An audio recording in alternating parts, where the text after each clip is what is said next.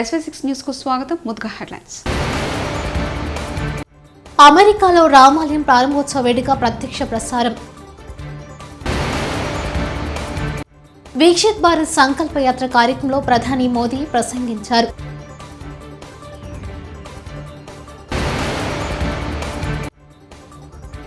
అభిమాని పిలుపు, ఇంటికి వెళ్లి భోజనం చేసిన కేటీఆర్.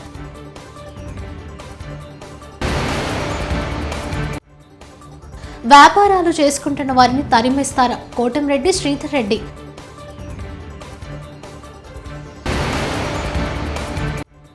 పార్లమెంటు ఎన్నికలపై రేవంత్ ఫోకస్.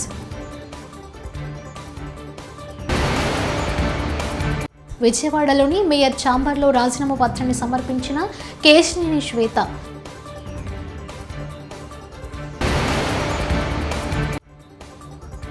మంత్రి Gudivada Amarnath safe, tickets fix.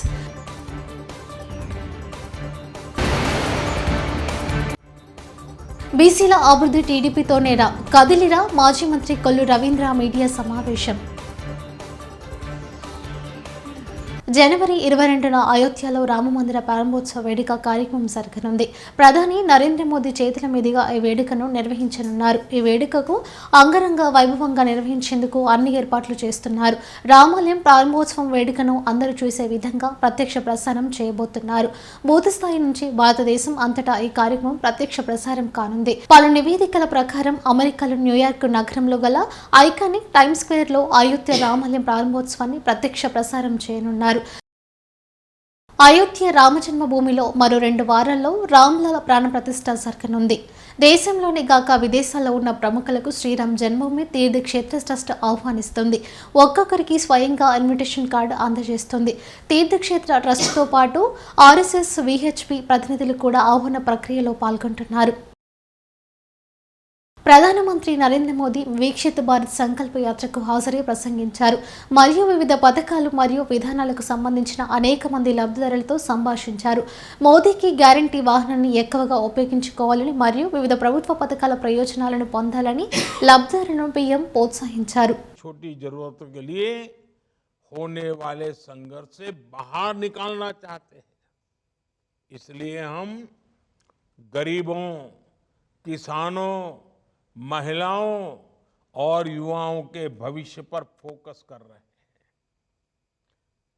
और यही हमारे लिए देश की सबसे बड़ी 4 जातियां हैं. जब गरीब, किसान, महिला और युवा, ये मेरी 4 जातियां, जो मेरी सबसे प्रिय 4 जातियां हैं, अगर ये सशक्त हो जाएंगे, ये मजबूत हो जाएंगे, तो हिंदुस्तान को सशक्त होना पक्का हो जाएगा. ఓ అభిమాని పిలుపునకు భారత సహకార నిర్వహణ అధ్యక్షుడు కేటీఆర్ స్పందించారు. ఆయన ఇంటికి వెళ్లి ఆతిథ్యాన్ని స్వీకరించారు. నూతన సంవత్సరం సందర్భంగా కేటీఆర్ కు జనవరి 2న ఎక్స్లో శుభాకాంక్షలు తెలిపిన హైదరాబాద్లోని బోరబండ బంజారా నగర్కు చెందిన ఇబ్రహీం ఖాన్ తన ఇంటికి వచ్చి ఆతిథ్యం స్వీకరించాలని కోరారు. ఈ మేరకు కేటీఆర్ ఆదివారం ఆయన ఇంటికి వెళ్లారు. ఆయన కుటుంబ సభ్యులతో కలిసి భోజనం చేశారు.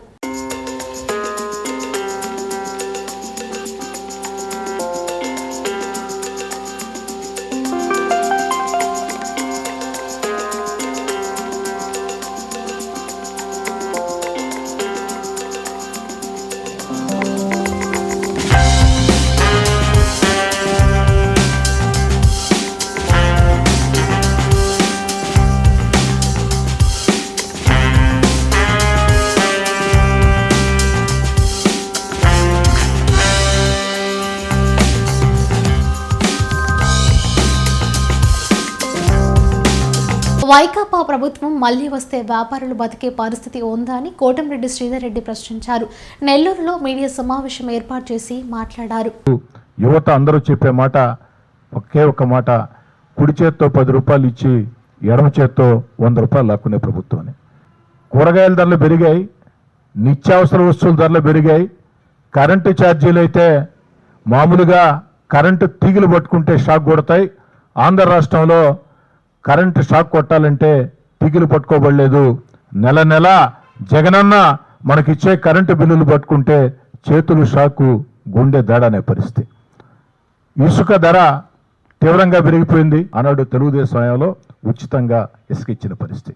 ఈనాడు ఆ యొక్క ఎస్సీ ఎస్టీ బీసీ మైనార్టీ కార్పొరేషన్లో ఎలాంటి రుణాలు వ్యాపారాలకి మంజూరు కాని నేడు పార్లమెంటు ఎన్నికలపై రేవంత్ రెడ్డి సమీక్ష నిర్వహించనున్నారు.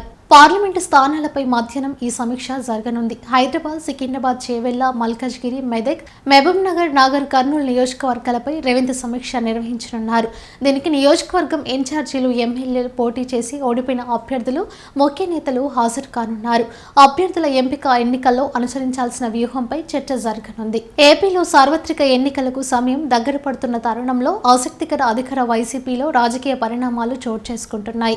ఇప్పటికే పలు అసెంబ్లీ నియోజకవర్గాలకు ఇన్ఛార్జీలను సీఎం వైఎస్ జగన్ రెడ్డి మార్చడంతో రచ్చరచ్చగా మారింది. మొత్తం 2 జాబితాలను రిలీజ్ చేయగా చాలా మంది సిట్టింగ్ ఎమ్మెల్యేలకు సీటు లేకుండా పోయింది. ఈ జాబితాలో మంత్రి గుడివాడ అమర్నాథ్ కూడా ఉన్నారు. దీంతో అనకాపల్లిలో వైసీపీ కార్యాలయంలో కొత్త నియోజకవర్గం ఇన్ఛార్జిగా మలసాల భరత్ కుమార్ పరిచయ సమావేశంలో మంత్రి తీవ్ర భావోద్వేగానికి లోనయ్యారు. తాను అనకాపల్లి నియోజకవర్గం వీడి వెళుతున్నందుకు బాధగా ఉందన్నారు. ఈ క్రమంలో తీవ్ర భావోద్వేగానికి లోనైన గుడివాడ అమర్నాథ్ ఎమోషనల్ అయి ఏడ్చేశారు. ఇదంతా గతం. తాజాగా అందుతున్న సమాచారం మేరకు అమర్నాథ్ సేఫ్ జోన్లో ఉన్నారట.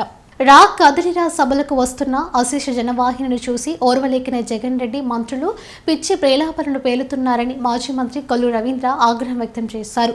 సోమవారం మీడియాతో మాట్లాడుతూ మాట తప్పను, మడమ తిప్పను, విశ్వసనీయతతో ఉంటానన్న జగన్ ప్రజల్ని, రాష్ట్రాన్ని దోచుకోవడంలో మాత్రమే తన మాటకు కట్టుబడ్డారని విమర్శించారు. హామీల అమలుకు రోడ్డెక్కిన అంగన్వాడీ సిబ్బందిపై ఎప్మా చట్టం ప్రయోగించడమేనా మాట తప్పకపోవడం అంటే అని ప్రశ్నించారు. దాని మీద పెద్ద ఎత్తున స్పందించడం, మరి సమావేశాలకి కులమతాలకు అతీతంగా మరి చిన్న చిన్న పిల్లలను కూడా తీసుకుని వచ్చి ఆ సభల్లో పాల్గొంటా ఉన్నారంటే బిడ్డల భవిష్యత్తు కోసం రాష్ట్ర ప్రజలు పడుతున్నటువంటి తపన మరి నిన్న సభల్లో కనపడతా ఉంది. ఈరోజు వైఎస్ఆర్ పార్టీ వాళ్ళకి ఇవాళ వాళ్ళ పరిస్థితులు ఏంటో పూర్తిగా అర్థమైంది. పిచ్చి పిచ్చి ప్రలాపనలు పేలుతా ఉన్నారు. ఇవాళ బాబు గారు చెప్పిన దాంట్లో వాస్తవాలు ఉన్నాయా లేదా ఒకసారి మీరు గ్రహించాల్సినటువంటి అవసరం ఉంది. ప్రధానంగా ఇవాళ రాష్ట్రాన్ని కోట్ల మంది ప్రజలు ఇవాళ నష్టపోయారు. ఒక్క ఛాన్స్ అని చెప్పి అధికారంలోకి వచ్చి తండ్రిని మరిపిస్తానని చెప్పినటువంటి జగన్మోహన్ రెడ్డి ఏకంగా ప్రజలు మర్చిపోయే విధంగా ఇవాళ పరిపాలన సాగింది. నిజంగా రైతుకి, ఈ రాష్ట్రంలో రైతాంగాన్ని తీరని ద్రోహం చేసినటువంటి వ్యక్తి జగన్మోహన్ రెడ్డి. విజయవాడ కార్పొరేషన్లోని మేయర్ ఛాంబర్లో రాజీనామా పత్రాన్ని సమర్పించిన కేసినేని శ్వేత.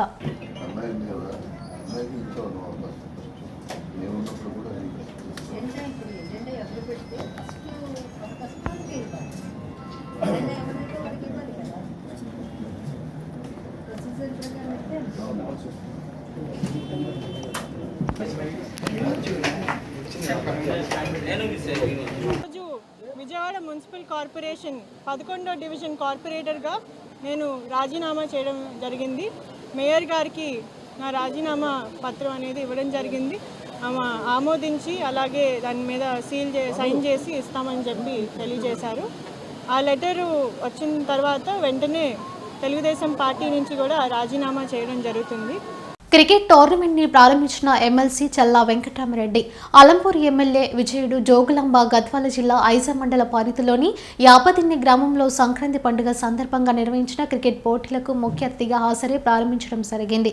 ఈ కార్యక్రమంలో బీఆర్ఎస్ నాయకులు, కార్యకర్తలు అధిక సంఖ్యలో పాల్గొన్నారు.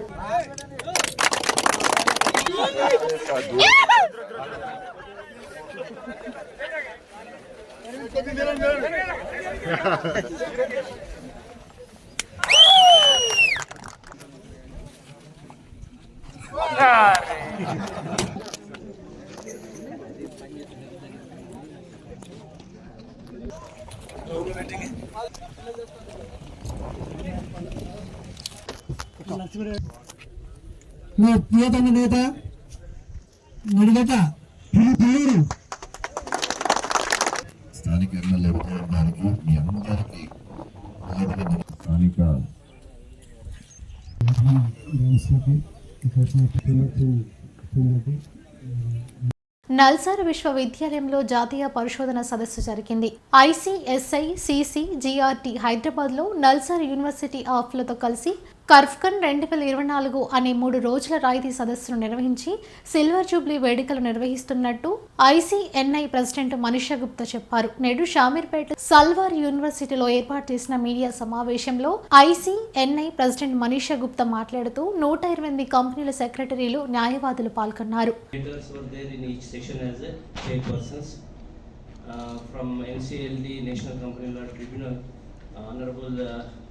Justice, Honorable Member, Judicial Member, Badrinath Nandula sir. Like that we have invited from IBBI and IRDA and Enforcement Directorate, many other regulators.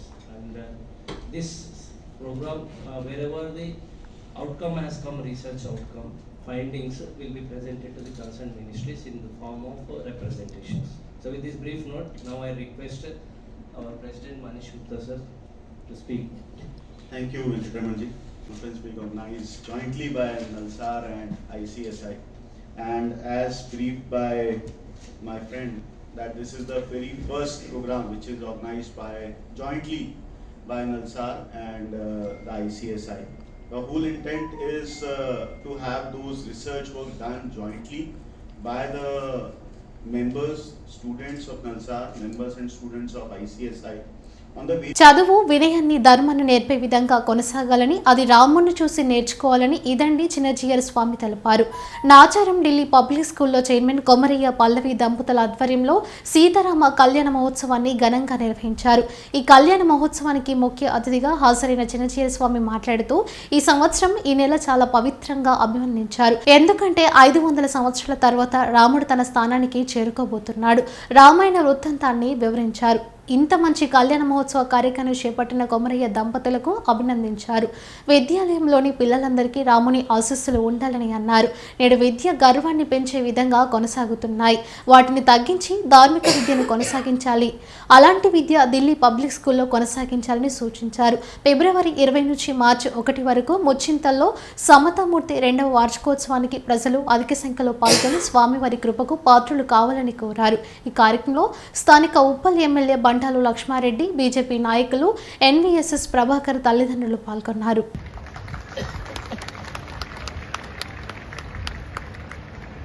రాముడి యొక్క నగరం నిజానికి అయోధ్య, కానీ ఆయన యొక్క నిత్య నివాసం, నిజమైన నివాసం మనందరి గుండెలు. ఈ గుండెల్లో ఆయన నిత్య నివాసం చేసుకుంటూ ఇంతకాలం గడిపాడు. ఇప్పుడు తన స్థానాన్ని పదిలం చేసుకోవడానికి ఈ ఏడాదిని డిసైడ్ చేసుకున్నాడు ఆయన. దానికి పూర్వరంగంగా ఈ కళ్యాణ మహోత్సవాన్ని మీరందరూ కూడా కొమరయ్య గారి ద్వారా ఇక్కడ జరుపుకుంటున్నారు. బహుశా మీ అందరికీ తెలుసును అనుకుంటా, రామాయణంలో రాముణ్ణి రాజు చెయ్యాలి అనుకున్నాడు వాళ్ళ నాన్నగారు. ఏంటి వాళ్ళ నాన్నగారికి పేరు? గురు. ఇంకా పేర్లు జ్ఞాపకం ఉన్నాయి మనకి. దశరథ మహారాజు రాముణ్ణి రాజుని చేయాలి అని అనుకున్నాడు. దేనికి రాజు చేయాలనుకున్నాడు ఆయన? అయోధ్య నగరానిక, కోసల సామ్రాజ్యానిక, దేనికి? అంటే ఓ చిన్న అయోధ్య ఉండేటటువంటి ఆ కోసల రాజ్యానికి. అదొక చిన్న రాష్ట్రం అన్నమాట. ఇప్పుడు మన రాష్ట్రం ఎట్లాగైతే ఒక చిన్న రాష్ట్రం ఉంది. అమెరికాలో రామాలయం ప్రారంభోత్సవ వేడుక ప్రత్యక్ష ప్రసారం. వీక్షిత్ భారత్ సంకల్ప యాత్ర కార్యక్రమంలో ప్రధాని మోదీ ప్రసంగించారు.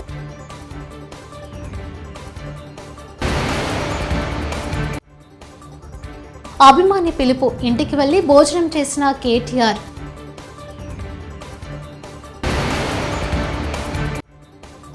వ్యాపారాలు చేసుకుంటున్న వారిని తరిమేస్తారా? కోటంరెడ్డి శ్రీధర్ రెడ్డి.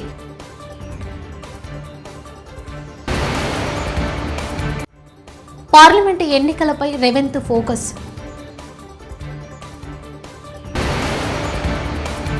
విజయవాడలోని మేయర్ ఛాంబర్లో రాజీనామా పత్రాన్ని సమర్పించిన కేశినేని శ్వేత.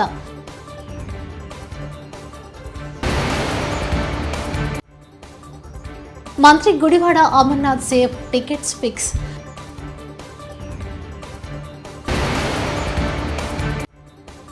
బీసీల అభివృద్ధి టీడీపీతోనేరా, కదిలిరా మాజీ మంత్రి కొల్లు రవీంద్ర మీడియా సమావేశం.